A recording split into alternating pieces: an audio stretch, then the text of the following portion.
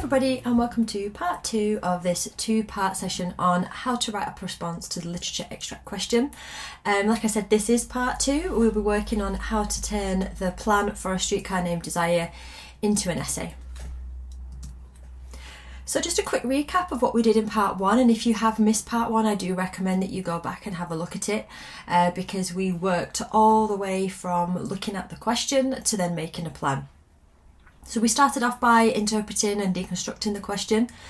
We looked at how to understand the extract significance by doing an initial kind of brain dump, putting all of our ideas down, and how to analyse an extract in time conditions. We looked at how to annotate for different techniques and to make sure that you're naming them and you understand the effect of them. We then looked at the brainstormed ideas that we had and we made a very, very clear plan that we then attached our quotations to. So just to recap, this is what we did in lesson 1. So this is the extract. You can see that there are the highlighted quotations, and then we've got the final choices. So we have got 3 quotations for each of the points down here that represent the points that will form the body of the essay. So here is just a suggestion for an essay structure. By all means, use whatever essay structure that you've already been working with, but if you are looking for something that gives you more focus and that's easy to follow and understand, then I've just got this essay structure here. So we start off with the introduction. I'm going to show you today how to keep an introduction relatively short, so you don't want to overdo it with the introduction. And I'm going to talk you through how to have a very, very structured introduction, and you can use that structure every single time you write one. Then you should have your main body. So you'll have your points here, or your sections in your main body. And then if you've got a conclusion, then yeah, have a conclusion, but only if you've got time. And then you've got the structure of each of your points or sections. So that's this over here. So you can see that I have a plan. My plan is here. These are my different points. So the structure of each of those, when you write it up, I've given you a range of different guiding questions here to help you to understand, first of all, what needs to go in there, but also to prompt you in terms of what you want to say in your analysis and your interpretation. I have linked to all of these. These are all come from the MARC scheme and come from the assessment objectives. So all of these kind of formulate a success criteria for each point and what is required of you in order to get full marks on this question. So here we have the introduction. So I've kind of structured the introduction in 3 ways. So you start off with why is this extract significant, key or important. Then you've got an overview of the ideas that are going to be covered in the essay. These are all ideas, all of these blue bits, they're all ideas that initially came from the brain dump. They also formulate part of the thread of your essay. Now the thread for us started with the planning stage, but the thread for the examiner starts right here. So if you think about your introduction, it's a little bit like a map. It gives an idea of how you're engaging with the question, the extract, and where you're going to go with it. And there'll be key threads that you embed here in the introduction, and those threads will be pulled all the way through your essay, and that really is what creates a very solid and coherent essay, is one that you've got key ideas that thread the whole thing together, so it doesn't appear disjointed or random. So you've got the overview here, all these are the different ideas, the different things that I will touch upon. And then finally you just end it with what you think the writer is doing. With this extract, what are they doing and why are they doing it? So you really want to show that you've engaged with the extract and you understand what is the extract about. What are the key ideas being explored in the extract? So here, as we start it, we've got, in this extract, Williams effectively builds up the intrigue of the scene by presenting not only the fragility of Blanche, but also the disconnect she clearly has with her environment. This is the crux of the extract. This is really what everything is centred around, and it's your job to figure out, whatever extract has been put in front of you, what is the focus? What is the focal point? What are you forced to focus on? What is being shown to you? What is being presented to you? What do you see? What do you understand? Is it a theme? Is it a particular type of conflict? Is it a relationship? And once you've understood what that is, then the essay will just start to fall into place around that initial idea. So you'll note that this is where my whole essay is going to go, and everything else is going to branch off of this idea of fragility and disconnect, and you can see the branches kind of falling off as we go through the rest of the introduction. And also note that I've got the keyword from the question up here. I'm also starting to use a lot of academic vocabulary. So we've got effectively, we've got notably, and I want you to think about using some of this academic language yourself. I put some of it down here on the right hand side, because really what it does is it helps you with your AO4, it helps you with your personal response, and it helps you with the sophistication of your expression. So you can pepper them all the way through your essay, not just in your introduction, but you can have a look out for them in terms of how I've used them here. Williams notably associates Blanche with a range of colour, imagery and symbolism, which not only heightens the impact of her entrance, but also foreshadows her fate as the play progresses. Through the interactions Blanche has with others and her clear incongruity to the scene, the audience is also introduced to one of the main sources of conflict in the play, class and social division. By hinting at this conflict so early on in the play, Williams is foreshadowing both its deep-seated significance and the impact it has on the other characters and relationships within the play. So I've got the why at the end. So I've got everything that I've noticed, everything that I'm going to talk about, and everything that I will touch upon. You can see there are some contextual ideas and themes as well in there. So this really is a fantastic map to start off with. Gives a clear indication of how I've engaged with the extract, my understanding of the play itself, and where I'm going to be going with my essay. So just a reminder, this is the plan. What I'm going to do today is I'm going to write up and show you just the part 4.1. So what you will have is you will have the introduction and you will have the full point 1, just so that you understand exactly how to put all of your ideas together in order to maximise the amount of marks that you can get here.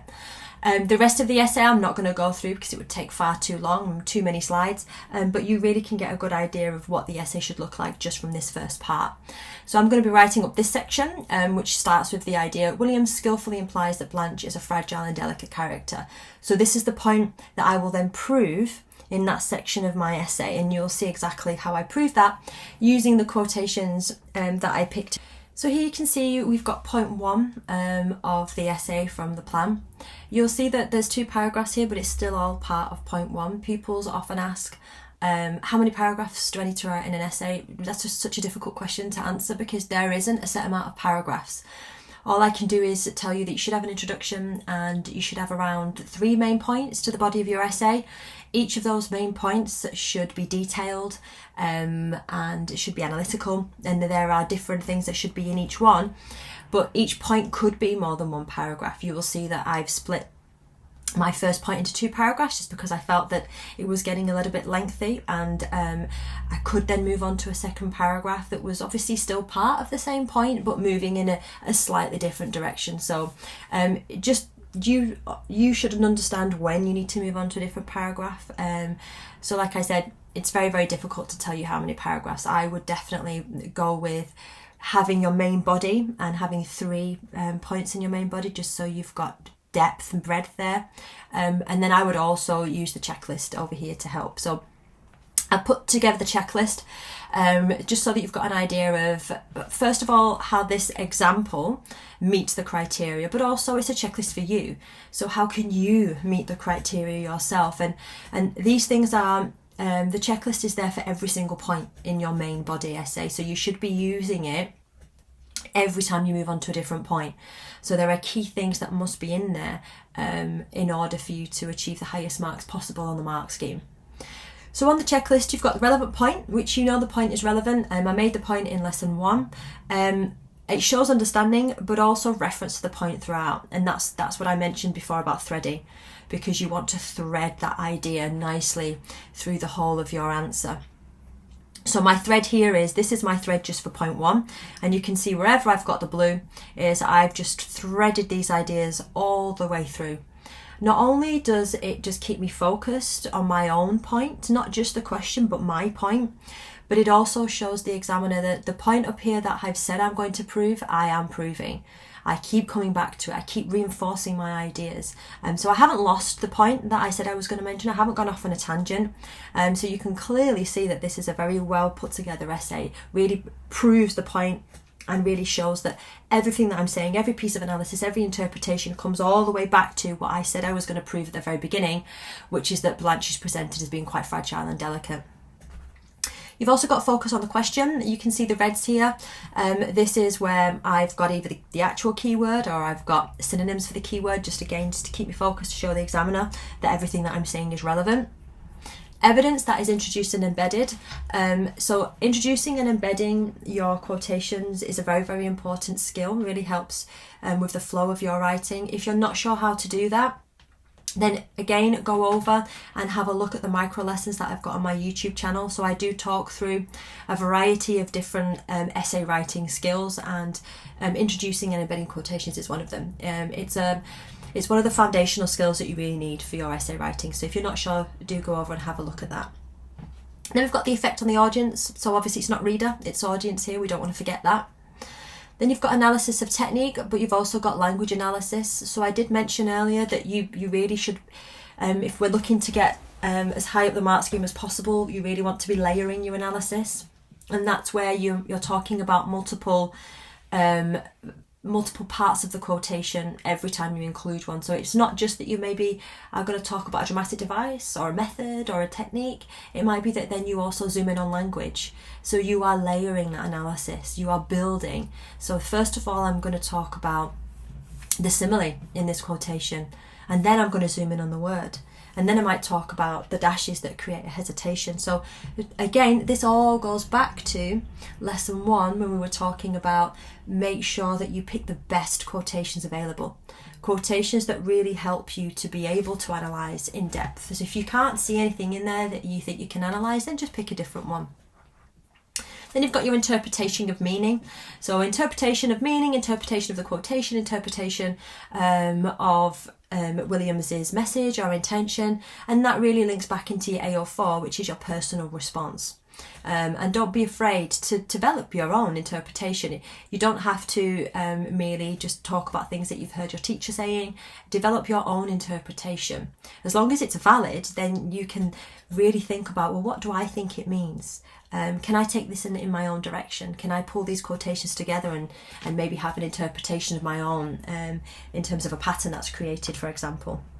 And then you've got your writer intention in your message, and you've got your context. Sometimes those two can link together, but I particularly want you to focus on where I've included context. You can see there's not a massive amount of context, and I've only used it sparingly where I think it is relevant, where I think it helps my point. If we link back to what I said in lesson 1, we're really going to try not to bolt on contextual information. It's not a history lesson. We don't need to just throw anything in there that we know. Use context to help. That's what it's there for. It's to help you develop your interpretation or elaborate, or to take a piece of analysis even further. But it's not just there to show that you understand information and you can talk about historical facts. I've added in some extras at the bottom here. So these extras, they really add to the sophistication of your writing, and they really push your essay writing and your skills of analysis up a notch. So look out for those as well. They may be something that at this point you think that you maybe can't try yet. You want to try all the things up here on the main checklist, and then you want to kind of feed these ones in later on when you feel a bit more confident, or you may feel that you're ready to try and include some of these added extras. So we've got academic phrases, we've got linking and transitional phrases, and we've got tentative phrases. So your academic phrases, they really do add with the sophistication of your own expression. Your linking and transitional phrases, this is where, and it's an easy thing to include, but it's a hard idea sometimes for people to get their heads around. Because what you want to do is you want to make sure that everything in your essay flows. So if it feels disjointed, or it feels like you're jumping from one idea to a next, that does affect the quality of your written response. So you're linking, or your transitional phrases, you're linking ideas together, or you're transitioning from one idea to another. And wherever you can see these red ones, that's exactly where I've done that. And as I'm reading through, I will explain that to you. But it's basically just creating that bridge between what you're saying, so it doesn't seem like everything is random or disjointed. It's everything is flowing together. And then your tentative phrases, this is where you're making your own interpretation, but it's tentative because we're not entirely sure what writers meant or what they intended, but a tentative interpretation really shows that you are trying to develop your own understanding and you're trying to take your response a little bit further. Okay, so let's dive in and have a look. So we've got our point. here at the beginning, which we already know, that was from my plan. So then we'll start with the moving into the main body. So we've got our point, and then we've got Blanche is initially introduced in the stage directions. Now note how this is purple, because this is a technique. Because if she's initially introduced in the stage directions, that is a method, a technique that the writer has chosen. So if you notice that, say it. So don't think that all of these things are implied. If you see it, then you must say it. So initially introduced, anytime a character is introduced or anytime they enter, all of that is method. And obviously stage directions are a method or a technique as well. She's introduced as a character who is incongruous to the setting. So we've got our introduced and embedded quotation. This initial description not only builds up the curiosity of the audience, but also prepares them for a character who is not strong enough to survive the vibrant New Orleans environment and the Kowalski household. So a couple of things here. So note the academic phrases. So try to use your not only but sentence. Okay, so you can see not only does it do this, but it also does this. Quite academic, it builds on the ideas. And again, we've got this this thread, not strong enough, that does link to fragility and the idea of her being a delicate character. And then I've got the context, because she is in New Orleans, and we do know that Williams describes the vibrancy of New Orleans and how really it's too strong for Blanche and she doesn't really fit in there. And then we've got our first transitional phrase, because here we're talking about strength. And if you've got a key idea, pull that key idea down into your next sentence to show that you're taking that idea further. We haven't just introduced this idea of it being strong enough and then we're going off onto the next idea and leaving this one completely behind. We're not. We're bringing it with us. We're developing it. We're adding on to it. This lack of strength is further emphasised through the repetition of white. So repetition here is a technique which is used to describe her appearance. And here we've got our second lot of quotations. White suit, white gloves, white clothes. The repetition of the adjectives, we've got our language analysis here, not only builds up an almost ethereal description of the character of Blanche, but it also draws the audience's attention to the significance of her name, which means white, purity, or the removal of colour. So we've got this developed analysis of the language. It is significant that Williams chooses to reflect. So his intention here, he's choosing to do this. He's choosing to focus on colour and linking this to her name, to reflect the meaning of Blanche's name through her appearance, as it suggests that her name, appearance and personality are all inextricably linked. This link is presented to the audience in the most visual way possible. So we've got our other linking phrase here. So we're taking this idea forward. Costume. Costume, it's a technique, it's a method. In a play, costume is all part of the method. It is this costume which also sets her apart and suggests she is a different class to those mingling around her. It is as if she is bathed in a light that acts as a barrier to the loud, busy and lively scene around her. So this is the interpretation of what we think all of that means. We'll go on to paragraph 2 of point 1. Blanche's fragility and ethereal nature is further highlighted, so we've got our linking phrase, when Williams notes that her delicate beauty must avoid a strong light. Paired with the idea, now notice that this is, I put this in purple because the pairing of things is a technique. Everything that you think a writer has done on purpose, every how, that's a technique or a method, okay? So just make sure that you're aware of where these are and that you are commenting on them.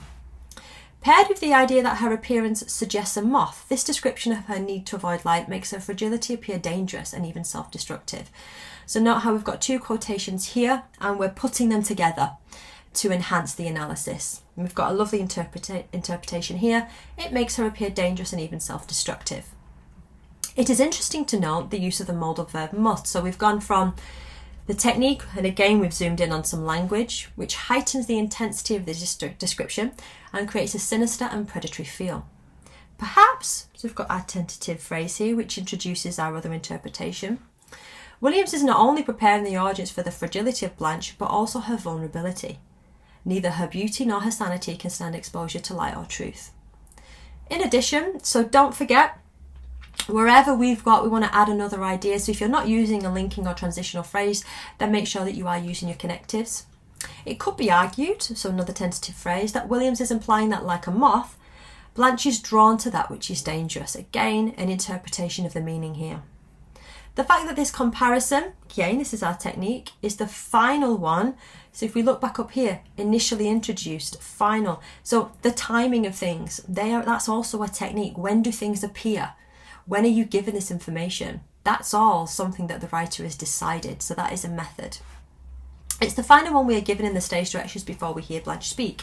And it suggests that this is the one that is integral to our understanding of her character. The overall impression of purity, fragility and danger expertly builds up the intrigue surrounding Blanche's character, as well as creating a sense of foreboding which ultimately signals her own personal destruction. So what we have here is we have a model answer that meets all the requirements of the mark scheme.